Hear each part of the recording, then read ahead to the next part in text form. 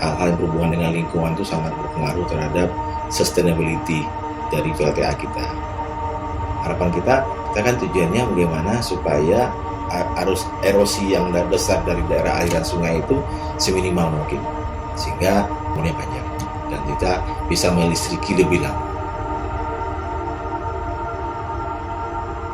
Ini adalah rumah masa kecil saya dan kakak adik juga. Di sini tertinggal segalanya.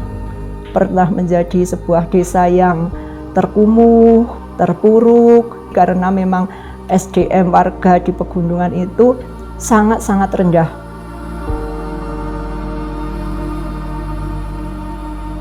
Seiring berjalannya waktu, akhirnya saya sendiri dipertemukan dengan Indonesia Power, mau tak bantu. Itu kalimat itu yang sampai sekarang masih teringat. Langsung tak jawab mau. Ternyata bantuan itu adalah bibit kopi.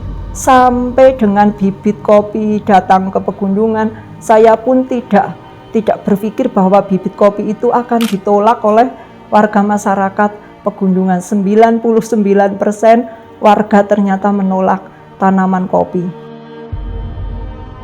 Seiring berjalannya waktu, dari PT Indonesia Power yang selalu membimbing kami, memberikan suatu pengarahan, sekolah lapang tentang bagaimana memproses kopi yang baik, yang akhirnya boomingnya di tahun 2015 untuk kopi, karena di tahun 2014 mengikut KKSI, jadi di situ mendapat juara 4. Alhamdulillah, jadi kopi Senggani itu akhirnya semakin sedikit demi sedikit banyak yang mengenal.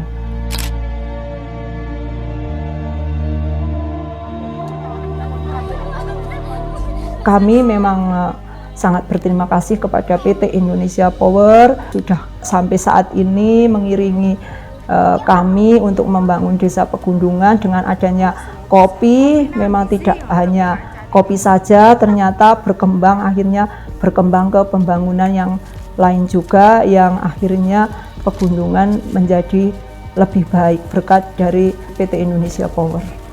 Untuk keberhasilan konservasi di desa pegunungan untuk PT Indonesia Power memang sudah berhasil, karena warga tidak hanya lahannya itu untuk saat ini tidak hanya ditanami cabai, sayur, tetapi mereka sudah mau menanam tanaman keras seperti kopi dan tanaman keras yang lain, dan yang mereka sangat antusias sekali bahwa program PT Indonesia Power itu sangat baik, karena memang Indonesia Power itu mengarahkan ke konservasinya dengan tanaman kopi, yang mana itu memang sangat membantu juga untuk perekonomian.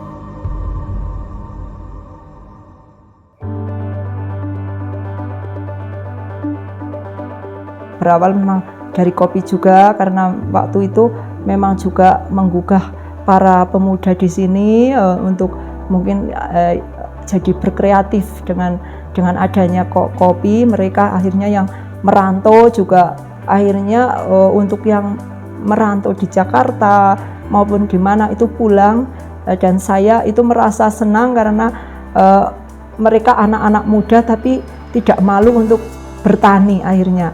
Jadi benar-benar mereka ikut membantu orang tuanya di ladang, yang akhirnya tahun 2014 itu adalah puncaknya perubahan yang luar biasa di pegunungan ini, baik dari pembangunan warga masyarakat untuk pemukimannya, itu mereka juga berubah dengan luar biasa. Untuk tingkat pendidikannya, alhamdulillah untuk jenjang pendidikannya tidak hanya 9 tahun, tetapi sudah banyak yang 12 tahun, bahkan juga berkuliah.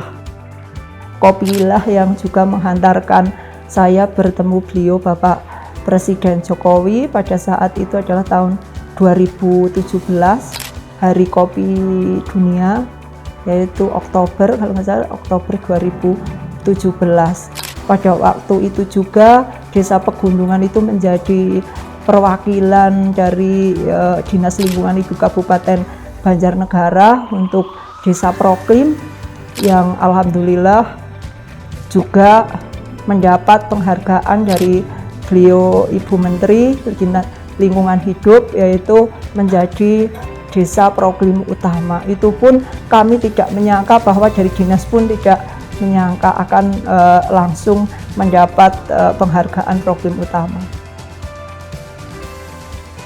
Kewajiban kita adalah untuk memelihara alam yang kita miliki.